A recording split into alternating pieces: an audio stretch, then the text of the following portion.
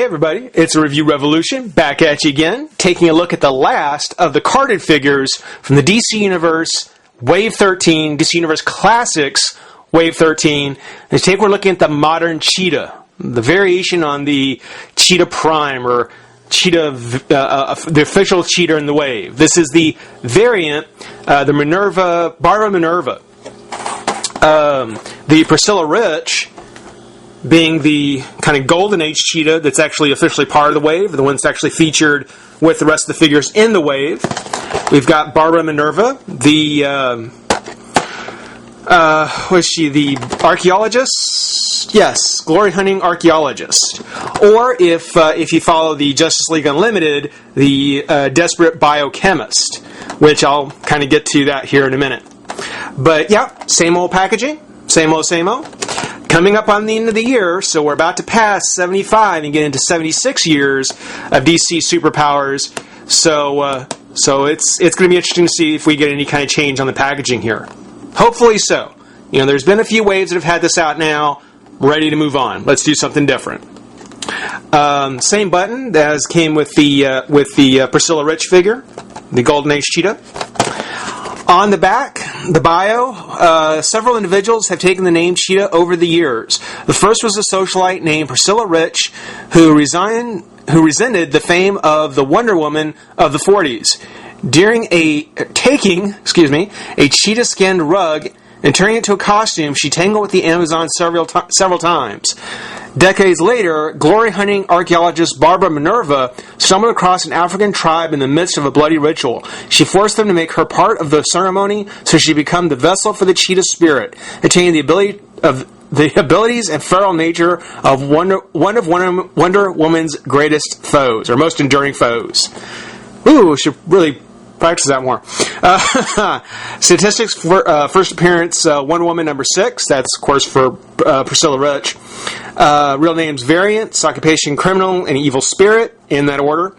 Base of occupations various, special abilities, above average strength, ability and speed, highly developed sense of cunning, and acute senses. A living cheetah, or a humanoid cheetah.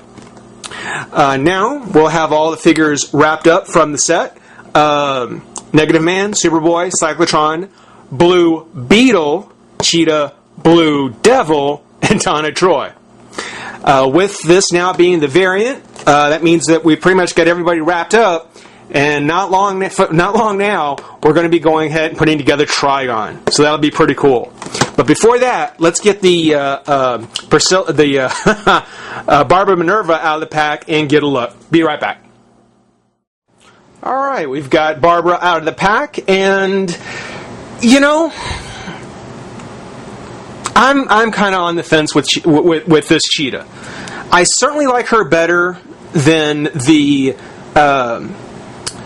Priscilla cheetah, kind of the Golden Age cheetah, mainly because of the colors. I love kind of the caramel gold that's on her instead of kind of the lighter color that's on the Priscilla. But there are some things here that do bother me a bit.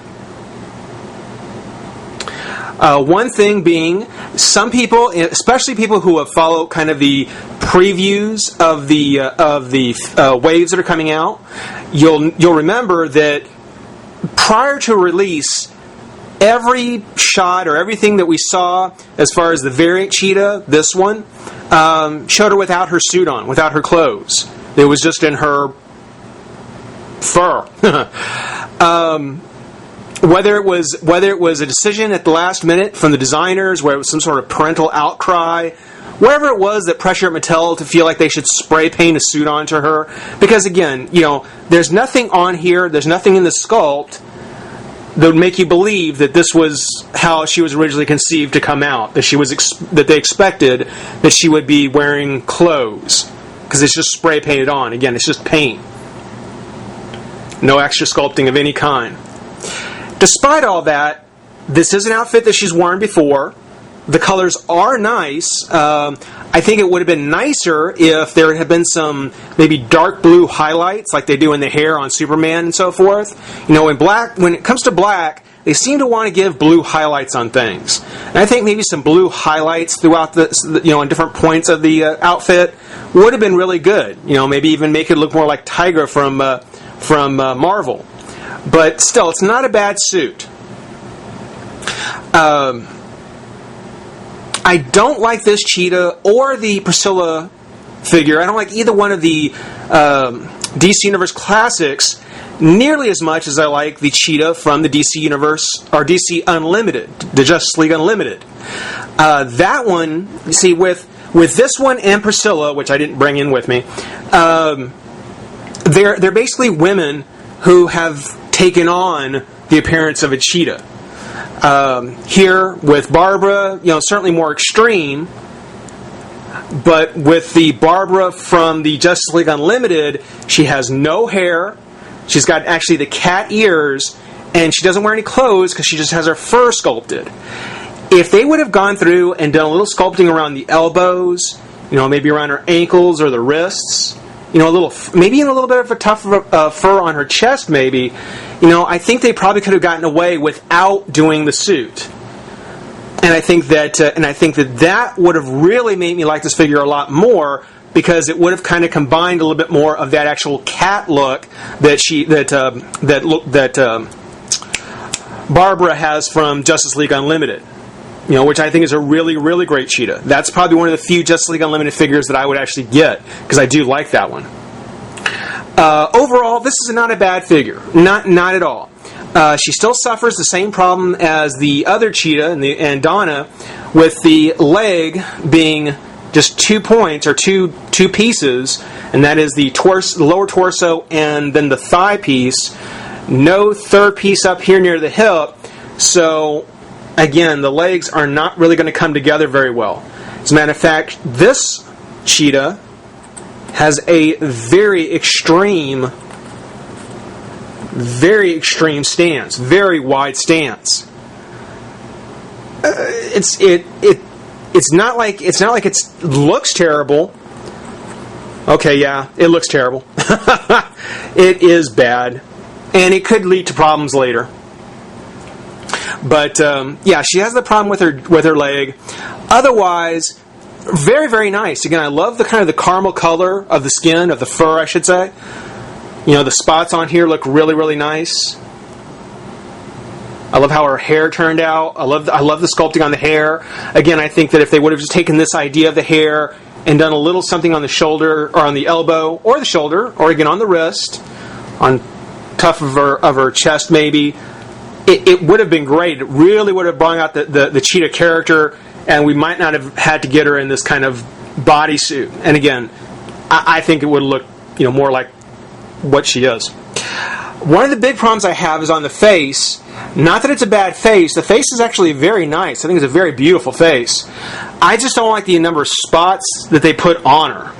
She has just an overabundance of spots across her face, which when you look at a real cheetah, there aren't that many spots. I mean, most of the cheetah spots are on the top of their head, not really on the face itself. And then combine that, the number of spots with how they're so rigidly lined up. I mean, there's no random pattern to it. It looks like they're literally just dotted down a line. It really distracts from looking at the face. I can't look at her face for very long because of how distracting all those spots are. You just want to start counting them. On her articulation, interestingly enough, her head, the ball joint, goes up and down just fine. The turn is a little more tight, of course, because of her hair. So, they could have made the hair a little bit softer so her head could turn better. But no, it's one of the things where it's so long that at best they were able to do was to go ahead and give it the up and down. Shoulder comes up and out, and along that line too, her arms don't really come to her sides very well either. So just like her legs, her arms are kind of pre-posed away from her body also. So this is actually a little strange, because she comes almost pre-posed in a kind of wide action stance. It's very strange. But the arms come up, twist to the shoulder, twist to the bicep, very skinny arms. I wish they start using more Wonder Woman arms in some of these female characters, because these skinny arms always worry me. Bent at the elbow, backward elbow issues, twist of the hand, very soft claws, very soft fingers. Twist, very soft. There is the crunch, which, yeah, seems to work okay. Twist of the waist, leg comes up, out. Actually, I'm even very hesitant to say that it comes out, because it really doesn't come that much further out than what it does normally. Maybe a little bit more, but twist of the thigh, knee, and foot. So all the typical articulation for the DC Universe Classics figures. Really, other than the face, if they had just left the face the same kind of caramel color as the rest of the neck and everything, and taken the spots out completely, I could have given the figure kind of a pass on the issues with the legs. It's just kind of a articulation experiment that Mattel seems to be doing with this wave. But such as she is, I'm kind of half and half on her. I do think she's better than Priscilla. Not good, not quite as good as what would happen if they had kind of brought in some elements from the Justice League Unlimited version. She does, of course, come with the leg of Trigon, a second leg of Trigon, because if you have Priscilla, you've got this one already. But yeah, that's taking a look at the Variant Cheetah. Hope you enjoyed it. Rate, comment, subscribe, join the revolution. We'll see you soon. Bye-bye.